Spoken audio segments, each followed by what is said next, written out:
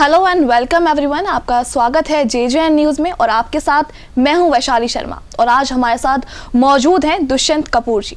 इनके बारे में बात करें तो ये एक इंडियन फिल्म डायरेक्टर हैं, प्रोड्यूसर हैं और इसके साथ ही सिंगर हैं और साथ ही जो सुपर हीरो जो फिल्म्स होती हैं उसके क्रिएटर भी हैं। तो वेलकम सर। Thank you.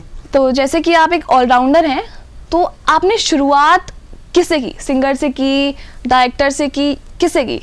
मुझे हमेशा से सिंगर बनना था और जस्टिन बीबर यहाँ पे सभी लोग जानते होंगे ऑब्वियसली। जस्टिन बीबर सुना है? हाँ जी हाँ जी। वो मेरी हमेशा से इंस्पिरेशन रहा है। और क्यों रहा ये मैं बताता हूँ, क्योंकि ना वो बहुत छोटे थे। ओके। मैं आई गेस 8th या 7th क्लास में था जब मैंने उनका एक ट्रैक देखा था, बेबी करके एक ट्रैक आया था। आई वाज लाइक, अरे भाई इतना छोटा बच्चा इतना बड़ा काम कर रहा है तो मैं क्यों नहीं कर सकता हूँ। बचपन से गाने का शौक था और भी पहले गाते थे, स्कूल वगैरह में अवार्ड्स मिल जाते थे, लेकिन कभी इस स्केल पे नहीं सोचा था कि कमर्शियली कुछ करना है। मैंने कहा एक काम करते हैं, सिंगर बनते हैं और एकदम रॉक कर देते हैं। मैंने क्या किया कि जो जस्टिन बीबर के सॉन्ग्स को ही अपना, जैसे आजकल जो टिकटॉक पे और जो इंस्टाग्राम पे लोग करते हैं, वो उस ज़माने में हम लोग विंडो मूवी मेकर पे हम लोग क्या करते, गाना लगाया, ऊपर वीडियो अपना शूट करा, ऐसे करके हम चलते थे। धीरे धीरे समझ में आया कि एक बहुत बड़ी टीम होती है जो ये सारी चीज़ें एग्जीक्यूट करती है। तब फिर हमने कहा अरे रुकते हैं बॉस, रुकते हैं। तो हम लोगों ने मतलब मैंने सिंगिंग छोड़ के डायरेक्शन में घुस गया मैं, क्योंकि मुझे अपनी वीडियो खुद बनानी पड़ती थी, खुद एडिट करनी पड़ती थी। सारी चीज़ें मैंने धीरे धीरे सीखी, सब मैंने सिखाया। फिर मैं फिल्म मेकिंग में आ गया और फिल्म मेकिंग में मुझे ज़्यादा प्यार दिया लोगों ने, तो मैं फिर फिल्म डायरेक्टर बन गया। बट या I am still a singer. मेरे को बहुत, मैं अंदर से आज भी अपनी फिल्मों के अंदर पुराने, मतलब जो मेरा शौक है, मैं गाने डाल देता हूँ जो मैं खुद गाता हूँ। I am really happy. तो अब आपने बोला कि आपको सिंगिंग का शौक था, तो अब क्या सिंगिंग का थोड़ा सा लगता है कि आपने छोड़ दी, या फिर थोड़ा सा लगता है कि आपको सिंगिंग में ही करियर बनाना चाहिए था, ऐसा कुछ लगता है? लेकिन आई एम हैप्पी, क्योंकि मैं अब अपनी फिल्मों के अंदर गाने डाल देता हूँ। उस वक्त क्या था कि आपको ना किसी लेबल के थ्रू लॉन्च होना होता था। अब लेबल का वो सब नहीं है। अब आप इंडिपेंडेंटली काम कर सकते हो, आप आगे बढ़ सकते हो। पहले क्या होता था कि आपको टी सीरीज से ही बात करना है, आपको सोनी म्यूजिक पे ही जाना है। अब वो सब चीज़ें नहीं हैं। और अब क्या है कि आई हैव दिस होल, मेरे पास एक खुला मैदान है जहाँ मैं जो चाहूँ वो कर सकता हूँ। मेरा एक अपना स्टाइल है, हर एक आर्टिस्ट का अपना एक स्टाइल होता है आई बिलीव। तो मैं क्या करता हूँ, अपने गानों को अपने तरीके से बना के अपनी फिल्मों में डालता हूँ। It's okay, I am good. अच्छा, तो शुरुआत जैसे कि आपने बचपन में की थी, हाँ, तो घर वालों का क्या था कि घर वाले ऐसा नहीं बोलते थे कि गानों में लगाए, पढ़ाई कर, कुछ ऐसा नहीं था? सपोर्ट क्या था घर वालों का? बहुत बोलते थे। they were like, ये क्या कर रहा है, ये क्या करेगा, अपना भविष्य खराब कर लेगा, इसको हटाओ, ये क्या कर रहा है। मैं एक्चुअली ना, मैं इंडिया गॉट टैलेंट में गया था। ओके। फर्स्ट सीजन आया था इंडिया गॉट टैलेंट, मैं तब भी स्कूल में ही था। तो हम लोग नोएडा के अंदर इसका ऑडिशन था, हम वहाँ पहुँचे, पूरा हम लोग लाइन में लगे। मेरे को ना पहले ही राउंड में बाहर निकाल दिया। देन आई रियलाइज एक काम करते हैं, थोड़ा सा और सीखते हैं, और शायद घर वाले ठीक कह रहे हैं। लेकिन एक बच्चा होता है, तो एक बच्चा मन ऐसा होता है कि वो ना हार नहीं मानना चाहता। हाँ। उसको ये रहता है अभी और करना है, ऐसा कैसे बोल दिया, ऐसा कैसे हो गया। घर वालों ने बहुत बोला ये अपने आप को ख़राब कर रहा है। पर जब मैं अवार्ड्स ले आता था ना घर पे, तो वो खुश रहते थे। दे आर लाइक कि बेटा देखो कुछ भी करो, मतलब शौक के लिए अच्छा है, शौक करना। मैंने कहा हाँ जी पिताजी, ये शौक के लिए कर रहा हूँ। मैंने उनको शौक बोल के आज इसको अपना प्रोफेशन बना लिया। अब दे आर लाइक शौक। अब वो क्या होता है, सन रॉक्ड फादर शॉक्ड। ऐसा। तो शुरुआत ऐसी रही थी। कितनी निराशाएं आपको फेस करनी पड़ी, कितनी असफलताएं आपको फेस करनी पड़ी? क्या कुछ आपका रिएक्शन था कि कभी ये सोचा कि नहीं अब छोड़ते हैं? ऐसा कई बार हो जाता है एक व्यक्ति के जीवन में, जहाँ ऐसे कई बार वो ऐसे दौर से गुजरता है जहाँ उसको लगता है कि यार now I am going to lose, कुछ है नहीं, क्या करें। I guess that is the time जब महादेव आपके साथ होते हैं। अच्छा। तो मैंने कहा कि मैं महादेव का बहुत बड़ा भक्त हूँ। वहाँ पे मुझे लगता है कि जब कोई नहीं होता तो वो साथ होते हैं। और मैं ना, I don't give up easily. जो चीज़ अगर मुझे नहीं आ रही है, मेरे को लगता है अगर कोई चीज़ मुझसे नहीं हो पा रही है तो उसको ज़बरदस्ती करने की ज़रूरत नहीं है। Just wait for the right time. आप वेट करो और महादेव कुछ ना कुछ ऐसा करेंगे कि वो एग्जीक्यूट हो जाएगा। और मे बी एक बिगर पिक्चर में, I believe in universe consciousness. मैंने बोला मेरे को एक बहुत बड़ी फिल्म बनानी है, हो सकता है उसके लिए आज जो मेरा स्ट्रगल चल रहा है वो मुझे प्रिपेयर कर रहा है उस बड़े मोमेंट के लिए। तो बहुत बार ऐसे दौर आए जब मुझे लगा कि मैं कर नहीं पाऊंगा, I think I should leave, लेकिन मेरी दीदी की मैं वो करता हूँ बहुत, कि उन्होंने मुझे हमेशा सपोर्ट किया एंड शी इज़ लाइक के दुष्यंत कुछ भी हो जाए हारना नहीं है। एंड मैं हमेशा ऐसे इन्वायरमेंट में रहा हूँ, मेरी जो पूरी फैमिली है ना, they all are like this, के दुष्यंत करते रहना है, कोई नहीं है, हम खड़े हैं, हम हैं साथ में। तो एक होता ना कि दे आर माई बैकबोन, वो एकदम स्ट्रांग है, मेरी टीम एकदम स्ट्रांग है, तो आई एम स्टैंडिंग देयर और मैं अपना काम कर रहा हूँ। अब फैमिली का सपोर्ट अब बढ़िया है, बहुत अच्छा है। तो एक छोटा सा किस्सा बताऊंगा, जी, really ji, sorry ji, to it's interrupt, okay, it's लेकिन okay, कोई ये नहीं, मेरे को याद आता, मैंने को बताना कोई है। नहीं, कोई नहीं। क्योंकि इस चीज से ना बहुत यूथ जूझता है, हाँ। जूझता है या जूझता है, जूझता है, जूझता है, सफर करता है, सफर ठीक है? करता है, अब हाँ, ठीक है। तो ऐसा हुआ कि मेरे ना 11th क्लास में बहुत कम मार्क्स आए थे, और उस वक्त एक बिग बॉस का ऑडिशन चल रहा था, तो मैं बिग बॉस के अंदर भी गया था, मुझे वहाँ भी टीवी राउंड से पहले निकाल दिया था। अच्छा, मैं घर आ गया और पढ़ाई में मन लगता नहीं था। पिताजी ने मुझे बोला कि बेटा साइंस लेके पास होना है, कॉमर्स या आर्ट्स नहीं करेंगे। मैंने कहा पिताजी ऐसे कैसे होगा, मैं नहीं कर पाऊंगा। मैं बोला कुछ भी करना लाइफ में, लेकिन साइंस से पास आउट होना है। मैंने कहा ठीक है, मैंने ले लिया। 11th में मेरे बहुत कम मार्क्स आए और देन आई रियलाइज़ कि मैं पढ़ाई के लिए तो बिल्कुल नहीं बनाऊँ, और मुझे अगर ये अभी भी छोड़नी होगी मैं छोड़ दूंगा, मेरे को फिल्म्स बनानी है, मैं किसी फिल्म स्कूल में चला जाऊँगा। मैंने क्या किया, पिताजी ने लेकिन मुझे काफ़ी डांटा, तो मैं घर से चला गया। घर से चला गया नहीं सर, उसमें क्या होता था कि अपने दोस्त को फ़ोन किया, तू घर पे आना, मैं तेरे घर आ रहा हूँ, मैं घर नहीं आऊँगा वापस 4 दिन के लिए।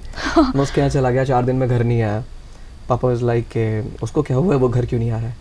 तो मेरी दीदी ने बोला कि जब उसका मन नहीं है आप उसे क्यों फोर्स करते हो, and all and all and all. तब पिताजी का हृदय पिघला और उन्होंने मुझे बोला कि बेटा घर आ जाओ, लेकिन पास आउट साइंस से ही होना है। अच्छा, ठीक है, जो करना है करो, मतलब ऐसा फोर्स नहीं है कि आप बहुत मेहनत करो या पढ़ाई में आपको 99 लेके आना है, जो भी लाना लाओ, लेकिन पास आउट साइंस से ही होना है। मैंने कहा चलो ये भी ठीक है, नाउ इट्स अ डील। तो मैंने साइंस से ही पास आउट किया। तो घर वालों ने बोला साइंस लेनी है, तो वो ऐसा चाहते थे क्या कि आप कुछ डॉक्टर टाइप बने, ऐसा कुछ? इंजीनियर, वो चाहते हैं मैं अच्छा। सिविल इंजीनियर बनूं। और एक होता है कि ना हमारे यहाँ मिडिल क्लास फैमिली में लोगों को ये रहता है कि एक बार इसका मन का वहम है और ये टूट जाएगा, 1 साल 2 साल 3 साल बाद इसका मन ठीक हो जाएगा, ये सिंगर नहीं बनेगा, डायरेक्टर नहीं बनेगा, तो उसको फिर सिविल इंजीनियर काम आएगा, कि इसको याद रहेगा अरे हाँ पापा ने ठीक बोला था कि 12th से साइंस से पास आउट होने का, तो आप यहाँ पे सिविल कर सकते हो। नाउ पिताजी स्टिल शॉक्ड, क्योंकि मैंने ना तो सिविल इंजीनियर किया ना मैं इनटू फिल्म्स ओनली। तो सर जैसे कि घर वालों ने सोचा था कि आप इंजीनियर बनेंगे, तो कुछ एग्जाम्स भी दिए होंगे उसके, इंजीनियरिंग वगैरह के? मैंने कभी कुछ नहीं दिया, टू बी ऑनेस्ट, मेरे को मालूम ही नहीं क्या होता है। अच्छा, मेरे क्लास में लोग ऐसा करते थे कि आई गेस फॉर्म्स निकलते हैं कुछ और आपको फॉर्म्स फिल आउट करना पड़ता है बेस्ट कॉलेज के लिए। मेरी पूरी क्लास के जितने भी मेरे दोस्त थे, एवरीबडी इसके, मैं यहाँ का फॉर्म भर रहा हूँ, मैं कोटा जा रहा हूँ, मैं कहीं जा रहा हूँ, आई एम लाइक मैं क्या कर रहा हूँ, मुझे कहाँ जाना है? आई एम लाइक यार ये करना क्या है, मुझे कुछ बताओगे? ये तुझे क्या करना है, तो उसका फॉर्म भर दे। मैंने कहा अरे ऐसे कैसे फॉर्म भर दे भाई, मिलते कहाँ है? कह रहे वहाँ जाना है। मैं एक बार गया भी, मेरे बहुत अच्छे मित्र हैं अंकित वत्स, जो हमारे साथ ही फिल्म्स में है, is the executive producer of पहला चक्रव्यूह छलावा जो हम लोगों ने बनाया। तो उन्होंने भी इंजीनियरिंग की और फिर उन्होंने ड्रॉप कर दिया। अच्छा। 1 साल बाद, and now we are making films together. Okay. तो जैसे कि अभी आप पहला चक्रव्यूह के बारे में बातें कर रहे हैं, तो इसके बारे में थोड़ा सा बताइए आप। पहला चक्रव्यूह छलावा एक ऐसी कहानी है, it's a dark drama thriller. आपने कभी छलावा के बारे में सुना है? छल जैसा कुछ? हाँ, मतलब शब्द से ऐसा लगता है कि हाँ, भ्रम है, छलावा, इल्यूजन। हमारे ना गांव में जैसे बुलंदशहर, आप यूपी साइड जब अच्छा। जाते हो तो वहाँ पे ना छलावा को हमें बचपन में भूत बोल के डराया जाता था कि भूत होते हैं, भरी दोपहरी में वो आपके पास आता है, आपको मारता है, जान से भी मार देता है कई बार, और कई बार आपको बेवकूफ़ बना के वो चला जाता है। अच्छा। शहर में क्या होता है कि लाइक मैं अभी एक पेन से कुछ काम कर रहा हूँ, मैंने पेन यहाँ रख दिया, मैंने डॉक्यूमेंट ऐसे ऐसे किया, मैंने देखा मेरा पेन गायब है, और आप पूरा का पूरा देख लेते हो, यार मेरा पेन अभी तो यहीं था, कहाँ गया, थोड़ी बार बैठते हो पेन यहीं रखा होता है। हाँ। तो बोलते हैं कि शहर में इतना छोटा छलावा होता है और गांव के अंदर क्या होता है कि बंदे मार के चले जाते हैं आपको। तो मैंने कहा कि क्यों ना इस थ्रिलिंग कहानी को लोगों के सामने लेके आए, क्योंकि इट्स ऑल अबाउट छोटी छोटी कहानियां। शहरों में तो ऑब्वियसली एक्शन थ्रिलर चल रहा है, लेकिन गांव की कहानियां कौन लेके आएगा? तो मैंने सोचा एक काम करते, अपने गांव की कहानी छलावा को मैं लोगों के सामने लेके आता हूँ। तो हमारे एक बहुत खास मित्र हैं विकास चौहान साहब, वो हमारा 3D और ये सब संभालते हैं कंपनी के अंदर। उन्होंने मुझे आइडिया दिया कि दुष्यंत, वो भी बुलंदशहर से हैं, हम सब बुलंदशहर से हैं। तो उन्होंने मुझे ये आइडिया दिया कि क्यों ना हम इसको एक थ्रिलिंग शो में तैयार करें। उन्होंने मुझे कुछ चीज़ें बताई, फिर हमने इसको एक कहानी के अंदर मोल्ड किया। मैंने राइटर्स की टीम लगाई इन्होंने शो को लिखा and I was busy in a project, हम लोग का सूट बॉय चल रहा था, और फिर हम केदारनाथ चले गए अच्छा। और स्क्रिप्ट मेरी यहीं रह गई। देन आई केम बैक, फिर मैंने वो पूरा शो फिर से रीड्राफ्ट किया। पता नहीं मुझे क्या, मुझे लगा कि शायद लोग तैयार नहीं है, लोगों को एक सही तरीके से इस तरीके की कहानी मुझे दिखानी थी। मुझे लोगों को ना एक गांव की कहानी कि कैसे आप, मुझे ना एक एक्सपीरियंस देना था। जब आप किसी कैदी के साथ बैठते हो ना, तो एक डर हमेशा ना आपको सताता है कि यार इसने इतने मर्डर्स किए हैं जी। ये आपको मार ना दे। तो हम लोगों ने क्या किया, एक भूत को एक कैदी दिखाया जिसका नाम हमने छलावा रखा, ओके। और पूरा गांव उस भूत से डरता है। कितना अजीब लगेगा, एक जेल के अंदर एक ऐसा कैदी जो बिना छुए किसी की भी जान ले लेता है। हाँ। छलावा जो है बिना छुए किसी की भी जान ले लेता अच्छा। है। 70-80 मर्डर्स वो कर चुका है, अच्छा। एंड अब उसको एक जेल से दूसरी जेल में ट्रांसफर करना है। थोड़ा सा हम लोगों ने इसके अंदर एक होता है ना थ्रिल करने के लिए कि भूत तो है, हर जगह होते हैं। हाँ, मतलब ऐसा बोल देते हैं कि हर जगह भूत है, हाँ। यहाँ भी भूत है, वहाँ भूत है। तो क्या जिसके आपको उस भूत के साथ ट्रैवल करना है। अच्छा। 7 से 8 घंटे का सफर होगा, आपको एक भूत के साथ ट्रैवल करना है, 7-8 घंटे आगे जाना है। कौन लेके जाएगा? पुलिस वाले लेके जाएंगे, and the whole crew is so scared of him. और जो रास्ते भर, तो पूरी जो शो है वो एक सफर की कहानी है। छलावा जो है एक सफर है 7 घंटे का, जहाँ पे एक कैदी को एक जेल से दूसरी जेल ले जा रहे हैं। 7-8 कांस्टेबल्स हैं, कैसे गाड़ी आगे बढ़ रही है, कैसे एक एक करके बंदे मरते जा रहे हैं। छलावा कुछ नहीं कर रहा है, अच्छा। The ghost is doing nothing, everybody is like कोई कैसे मर रहा है, कोई कैसे मर रहा है। The whole show is all about this कि इंसान मरता कैसे है, क्या डर है, क्या भ्रम है, इंसान को मुक्ति कैसे मिलती है, सारी चीज़ हमने कोशिश की है अच्छा। शो के अंदर डालने की। आई रियली होप कि पीपल को, लोगों को ये समझ में आया हो ऐसा। अच्छा, लोगों को पसंद कितनी आई है, कितना लोग पसंद कर रहे हैं इसको?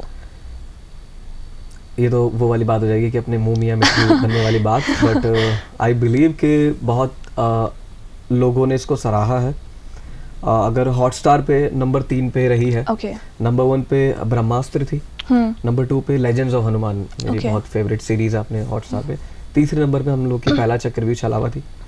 एंड लाइक 2 हफ्ते के अंदर 30 लाख लोगों ने क्लिक किया था। अच्छा, नाइस। ये ऑफिशियल रिपोर्ट्स हैं हॉटस्टार की, 30 लाख लोगों ने 2 हफ्ते के अंदर क्लिक किया। तो आई बिलीव कि हाँ कुछ रहा होगा और लोगों ने इसको इतना प्यार दिया। मीम्स बहुत बने, बहुत आर्टिकल्स आए, और बहुत लोगों ने इस पे रिएक्शन वीडियोस भी दिया है। आप ऑनलाइन कभी देखेंगे तो ऐसे भरा हुआ है, मैं देख भी नहीं पाया हूँ, इतना सारा वीडियो है।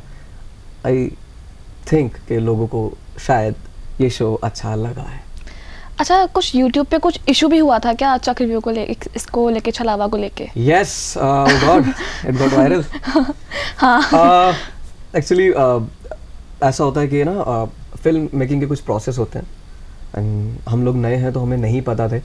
मैंने कहा कि we are just young film makers, जिनको बस जुनूनियत है कि काम करना है, कैसे करना है ये हम धीरे धीरे सीख रहे हैं। तो किसी भी काम को करने के लिए ना टाइटल रजिस्टर कराना पड़ता है, एंड हम लोग का टाइटल जो है वो रजिस्टर नहीं था। अच्छा। स्क्रिप्ट थी, टाइटल नहीं था। अच्छा। तो एक मुंबई की एक कंपनी है जिन्होंने क्लेम किया कि ये जो टाइटल है, अच्छा, ये हम लोग ने रजिस्टर कराया हुआ है, and we are making a web show on it. आप ये रिलीज कैसे कर रहे हैं? ये हुआ जब ये वायरल हो चुका था। अच्छा। तो प्रॉब्लम हुई। अब यू नो हम स्टबर्न किड्स के ऐसे कैसे कर दिया यार, हम विल फाइट, ऐसे कैसे। लेकिन बाद में समझ में आता है कि नहीं, इट्स रॉन्ग। मतलब किसी ने अगर पहले किया हुआ है तो वो उसका है, ठीक है। तो हम लोग शो का टाइटल था पहले छलावा पहला चक्रव्यूह, अब है पहला चक्रव्यूह छलावा। अच्छा, मतलब चेंज कर दिया। हाँ, जस्ट आगे पीछे हो गया, इतना फर्क नहीं पड़ा। लेकिन एक जो मेंटल पीस जो जाता है ना, और यूट्यूब पे जो ऑडियंस का जो डाउनफॉल हो जाता है एकदम से कि अरे व्हाट जस्ट हैपेंड, डीके के साथ ही हमेशा क्यों होता है, क्यों ये क्लेम कर खाते रहते हैं यार, क्या कर रहे हैं ये। बट आई थिंक वो भी एक रीज़न था। मैंने जैसे कि बोला कि subconsciously I wanted this show to be huge big, और शायद ये एक कंट्रोवर्सी थी, ये हो गई अपने आप, हो गई, महादेव ने चाहा ऐसा हो जाए। मैं पीड़ित रहा, लेकिन वो क्रेडिट हो गया सब कुछ आखिर में। अच्छा, इट ऑल वेंट वेल। अच्छा, जैसे आपको father of Indian super heroes कहा जाता है, और आपने काफ़ी सुपर हीरोज़ की फिल्म्स बनाई हैं, जैसे कि महाकाल है, और एक शकलका बूम बूम है। उसके बारे में थोड़ा सा बताइए। आपको सुपर हीरोज से कुछ ऑब्सेशन टाइप है क्या?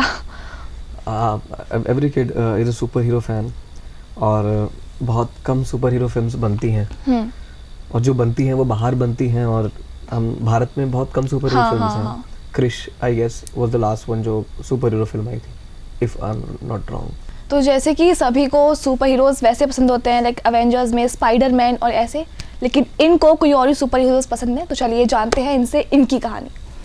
तो सर, जैसे कि आपको father of Indian super heroes कहा जाता है और आपने काफ़ी सुपर हीरोज़ की फिल्म्स बनाई हैं, जैसे कि महाकाल है, शाका लाका बूम बूम है। तो क्या आपको सुपर हीरोज़ से कैसा ऑब्जेक्शन है? हर बच्चा एक सुपर हीरो फैन होता है जी। और भारत के अंदर बहुत कम फिल्म्स बनती हैं, सुपर हीरो फिल्म्स बहुत हाँ, कम बनती हैं। I guess last one was Krrish. तो मैं ना सुपर हीरो फैन हूँ। I'm like कि मेरी आदत है, मैं रोज़ सुबह उठ के ना यूट्यूब पे देखता हूँ कि क्या नया है, सुपर हीरोज़ को लेके क्या बन रहा है। और तो मैं फिल्म मेकिंग में आ चुका था और मैं शक्तिमान आई गेस सब जानते हैं। हाँ। Shaktimaan is one of the best super hero India has ever seen और हैव। तो मैं लिखता था शक्तिमान, न्यू एपिसोड्स नहीं आते हैं। तो आई थॉट कि क्यों ना हम लोग एक फ़ैन मेड ट्रेलर बनाएं और लोग मेरे जैसे लोगों के लिए, ये मेरे लिए है। मैं हमेशा जो फिल्म्स बनाता हूँ ना, मैं अपने जैसे लोगों के लिए बनाता हूँ। And I believe I am the most stupidious kid जिसको, क्योंकि आज भी मुझे सुपर हीरो देखना है। मैं इतना बड़ा हो गया हूँ पर मुझे आज भी देखना है। मुझे नहीं मिलता तो मैंने कहा कि मैं फिर बना लेता हूँ। अच्छा। आई कैन मेक, अपने लिए क्या, औरों के लिए बना लेता हूँ। तो हम लोगों ने एक शक्तिमान का एक फ़ैन मेड ट्रेलर बनाया था और वो वायरल हो गया। अच्छा। 2 रात के अंदर it went viral. Scoop whoop ने हमारी बेइज्जती की, एक बहुत बड़ा आर्टिकल छापा और मेरे फ्रेंड ने मेरे साथ शेयर किया कि दुष्यंत ये देखो हम लोग की बेइज्जती हुई है स्कूप वूप पे। हम लाइक कि ये बेइज्जती नहीं है, दिस इज़ ह्यूज कि स्कूप वूप ने हमें मेंशन किया है। और 2 दिन बाद फिर मुकेश खन्ना साहब का हमारे पास कॉल आया एंड मैं मस्त सो रहा था। आई रिसीव दी कॉल, मैंने कहा हेलो दुष्यंत कपूर बोल रहे हैं। मैंने कहा, मैं ऐसे उठा, मैंने कहा, मेरा कंबल ऐसे धीरे से, यस हुज दिस, ना एकदम गला एकदम चोट हुआ। यस हुज दिस, मैं मुकेश खन्ना बोल रहा हूँ बच्चे। मैंने कहा अरे मैं एकदम बेड से उठ के भागा, मैं एकदम गार्डन में आ गया। मैंने कहा sir sir sir big fan. और मैं अपनी एक्साइटमेंट रोक ही नहीं पाया। फिर उन्होंने मुझे बोला ये क्या किया, तुम मुझसे परमिशन ले लेते। और मैंने कहा रियली सॉरी सर, मुझे नहीं पता था ये सब कैसे करते हैं। जस्ट ये तो फैन में ट्रेलर बनाया, वायरल हो गया, ये तो ऊपर वाले की वो है। अरे मुंबई आओ, बात करते हैं, मिलते हैं। मैंने कहा सर अभी आ रहा हूँ, अभी आ रहा हूँ। 2 दिन बाद हम लोग मुंबई निकल गए पूरी टीम और मुकेश खन्ना साहब से हम लोग मिले। Is great human being to be honest. कमाल के हैं, उनका ऑरा, उनकी पर्सनैलिटी, उनके साथ बैठे, उनके साथ शेयर किया कैसे शक्तिमान पहले वाला बना। उन्होंने पूरा स्टूडियो घुमाया। फिर पर obviously it was a copyrighted content, sir का है, मैं नहीं बना सकता हूँ, जस्ट अ किड। सर ने बोला कि बच्चा मैं इस पे एक फिल्म बना रहा हूँ और मैं नहीं चाहता कि तुम इसको ऐसे स्पॉइल करो। मैंने कहा ठीक है सर, डन, कोई इशू नहीं है। बट जब हमने चैनल पे डाला था लाइक 10-12 मिलियन व्यूज़ हो गए थे। अच्छा। तो 1-1.5 करोड़ के आसपास। तो जितने भी पब्लिक थे, जो सब्सक्राइबर्स आए थे, they are like Dushyant you have to make a super hero for us now. अच्छा। आपने ये बनाया है, हमारी एक्सपेक्टेशन आपसे हाई है। मैंने कहा शक्तिमान तो बना नहीं सकते, अभी क्या बनाए। तो मैंने फिर एक नया सुपर हीरो बनाया जिसका नाम था महाकाल। आपकी पहली बात पे मैं अब आया। That is how Mahakal was created. और हमने महाकाल बनाया, फिर मैंने इसको बहुत खूबसूरती से हमारे इतिहास के साथ जोड़ा। अच्छा। 5 एपिसोड की सीरीज थी, मैं कॉलेज में था। उस पर क्या रिस्पॉन्स आया पब्लिक का, और अच्छा खासा एकदम IMDb पे अच्छी खासी रेटिंग्स थी। हम लोग कहीं बाहर निकल जाते थे तो मेट्रो के अंदर ये नारायण है, नारायण। मैंने इसके अंदर एक कैरेक्टर प्ले किया था, नारायण मैं बोलता था उसके अंदर। Everybody love that character. मुझे नहीं पता लोगों ने महाकाल को कम और नारायण को ज़्यादा पसंद किया। मेट्रो में यही वो गंदा सा यही, क्योंकि मैं उसके अंदर ऐसा प्ले करता था। फिर मैंने कहा ठीक है, हम लोग 1 साल हमने उसका पूरा देखा कैसे क्या, क्योंकि उस वक्त फंड्स नहीं होते थे और हम लोग, मैं कॉलेज के अंदर था तो यार क्योंकि पेपर भी चल रहे हैं, एग्जाम्स भी देने हैं, शो बनाना है। फिर उसके बाद हम लोगों ने Mahakal boom magic pencil returns शुरू किया। शाका बूम बूम। तो हमने सोचा कि क्यों ना इसको ना यूनिवर्स को कनेक्ट करते हैं। एक ऐसा यूनिवर्स बनाते हैं, लोगों को क्या देखना है। शक्तिमान दिखा दिया, फैन में ट्रेलर बना दिया, हमारा एक ओरिजिनल बना दिया महाकाल। इसके अंदर हम लोग एक मैजिक पेंसिल ले आए आखिरी एपिसोड में, जैसे मार्वल करता ना cliffhangers, post credit scene, ऐसे हम लोग ने बूम मैजिक पेंसिल रिटर्न्स के बारे में डाला। लोगों को वो अच्छा लगा कि अरे महाकाल के साथ ये भी कुछ नया हो रहा है। हमने क्या काम करते हैं, इसका एक नया शो बनाते हैं। अच्छा। हमने 2 साल हाँ, हमारा हर 2 साल में शो आते थे। 2 साल बाद हमने फिर बूम मैजिक पेंसिल रिटर्न्स बनाया, वो भी बहुत अच्छा चला। उसके अंदर हम एक नया हीरो लेके आए, नारी। अच्छा। फीमेल कैरेक्टर है वो, पूरा त्रिशूल एंड ऑल लेके। तो धीरे धीरे आइडियाज एक्सपेंड होते चले गए। मैंने बहुत बड़े बड़े प्रोड्यूसर्स के साथ में बैठा, मैंने कहा कुछ यूनिवर्स कुछ बड़ा बनाते हैं ना ऑल ऐसा। फिर हम लोगों ने एक शो तैयार किया सूट बॉय, अच्छा। जिसके अंदर मैंने ही कैरेक्टर प्ले किया था और लोगों ने उसको इतना प्यार दिया, उसके हैं 3-4 करोड़ व्यूज़ हैं ऑनलाइन, एकदम बूम। तब मुझे लगा कि यार कौन कहता है कि सुपर हीरो शो नहीं चल सकते, क्योंकि मुझे लोगों ने ना यही बोला था कि सुपर हीरो शो नहीं चलते हैं, कोई सेंस नहीं है बनाने का, आप अपना पैसा ख़राब कर रहे हो, नहीं चलेगा। मैंने जितने शो बनाए सारे चले, सब अच्छे चले। और अभी एक फाइनल शो हम लोग लेके आ रहे हैं यूट्यूब के लिए, सेलेस्टियल्स करके, जिसकी अनाउंसमेंट हम लोगों ने लास्ट ईयर की थी, बट ड्यू टू छलावा की वजह से मैं उसको आगे कंटिन्यू नहीं कर पाया, but now I am doing, इसलिए मैं शायद कैंची धाम गया था कि शायद। तो सबसे पहले तो हम आपको जिस ट्रेलर की ये बात कर रहे हैं वो शक्तिमान से रिलेटेड था, वो आपको दिखाएंगे। ये दुनिया मेरी है और मैं वापस आ रहा हूँ मेरे लोगों के लिए। A man has been seen flying in the city's downtown area this morning. This is clearly an extraordinary event.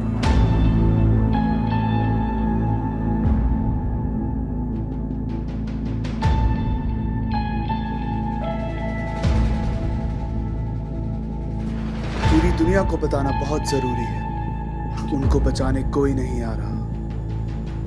तुम पिछले 10 साल से सोए हो, हमने तुम्हें तो बचा लिया, तुम्हारी शक्ति को ना बचा सका।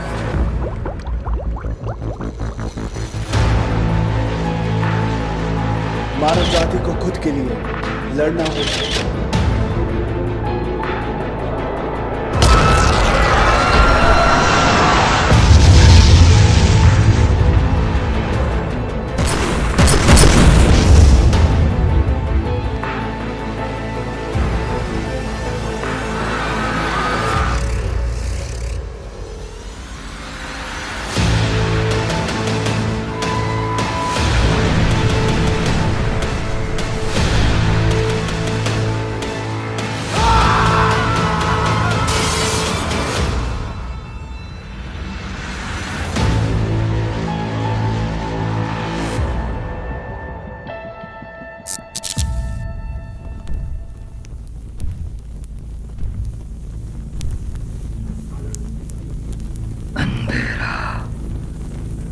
कायम रहे।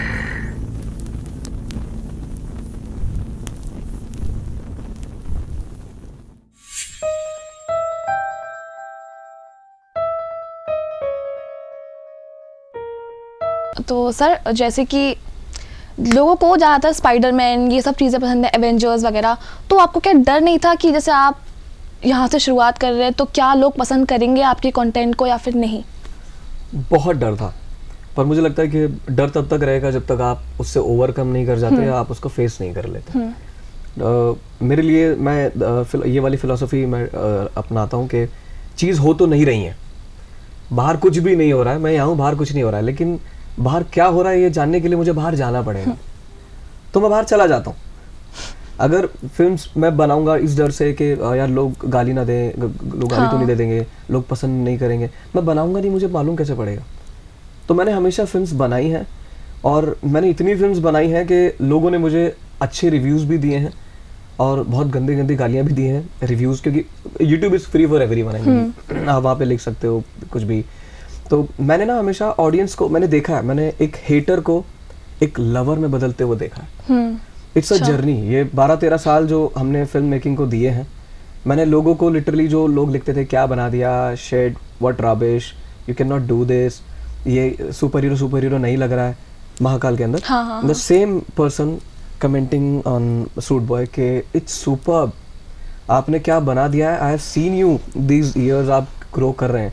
तो आई बिलीव कि इतने लाख लोग मेरे साथ जुड़ के मेरे साथ आगे बढ़े हैं, and everybody is a hater out there until आप उनसे मिलते नहीं, आप उनसे बात नहीं करते। जब तक लोग आपको जानते नहीं हैं, आपके हेटर्स हैं, एक बार जान जाएंगे तो फिर आपसे प्यार करने लगेंगे।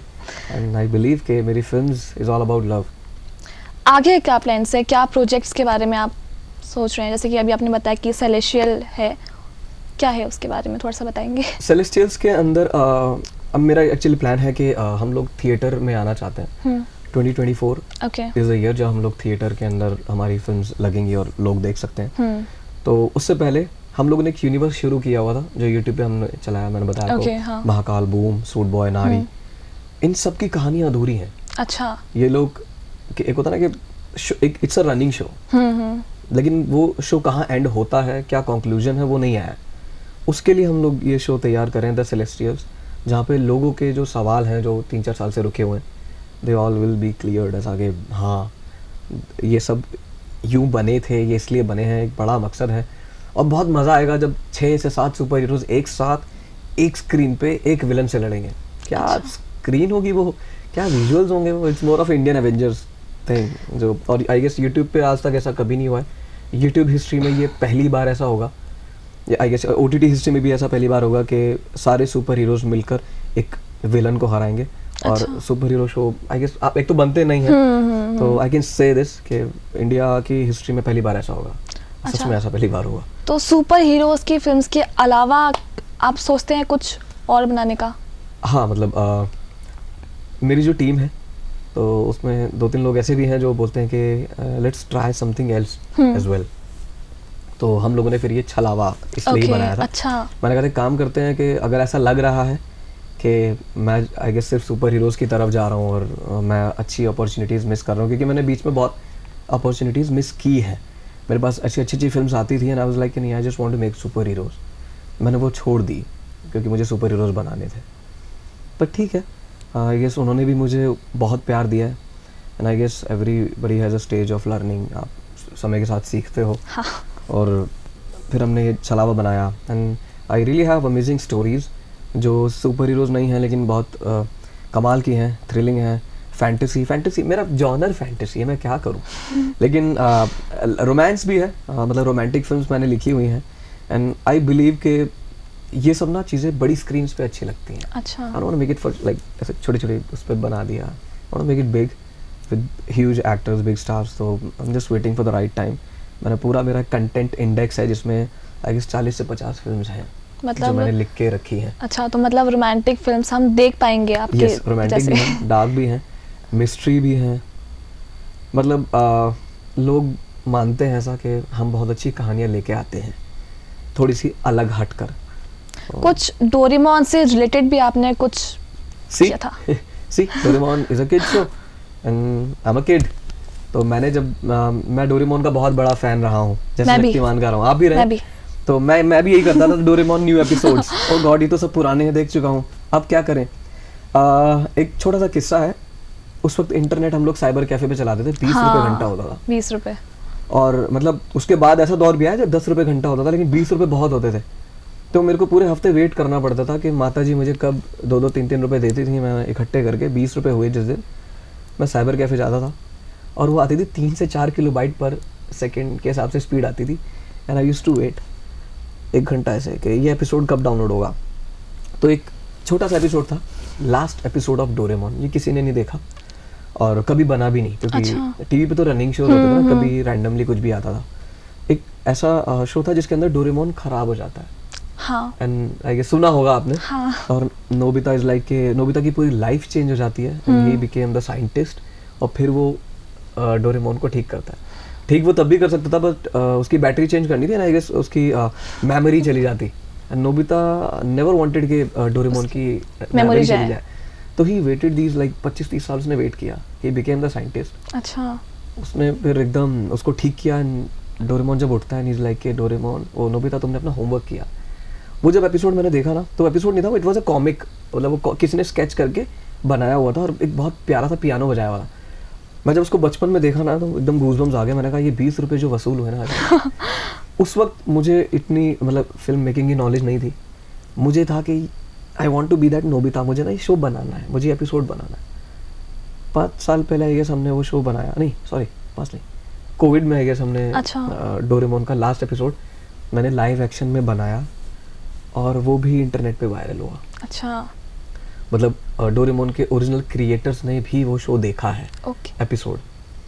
तो मुझे बहुत ऐसा लगा कि हाँ नाउ आई एम डन। मुझे बहुत अच्छा लगा कि लोगों ने इतना प्यार दिया एज अ नोबिता। फिर हमने उसके 5 एपिसोड्स भी बनाए जिसमें हमने दिखाया कि नोबिता और शिजुका की शादी भी होती है। ऐसा प्रॉपर हमने दिखाया कि एक जर्नी है कि नोबिता कैसे बड़ा हुआ and Doraemon is still like वो ख़राब है, कैसे उसकी लाइफ में चेंजेस आते हैं, ये सारी चीज़ें हमने कवर करने की कोशिश की. Everybody love that series. तो सर जैसे कि आप सिंगर भी हैं, तो एक गाना तो बनता ही है सर, एक गाना. डोरेमोन के फैन हैं आप? हाँ, I'm a big fan of तो Doraemon. डोरेमोन का ही गाना गा दीजिए सर. मैं I'll try my best. मेरा गला ठीक नहीं है, लेकिन I'll try. जो लोग देख रहे हैं उनके लिए, जो बच्चे देख रहे हैं ऑब्वियसली उनके लिए, या जो बच्चे थे उस टाइम पे जो आज मेरे जितने हैं, बड़े हो गए हैं, they still miss the Doraemon. तो मैं किसी का सपना हूँ जो आज बन चुका हूँ सच, अब ये मेरा सपना है कि सबके सपने सच मैं करूँ, आसमां को छू लूं, तितली बन उड़ूं, या हेलीकॉप्टर. मैं हूँ एक उड़ता रोबो डोरेमोन, मानो या ना मानो, मैं हूँ एक उड़ता रोबो डोरेमोन. मैंने इसके अंदर 2 लाइन ऐड की थी. अच्छा. क्योंकि ये हमारे शो से रिलेटेड था. तो उसमें अरे क्या थी वो लाइन?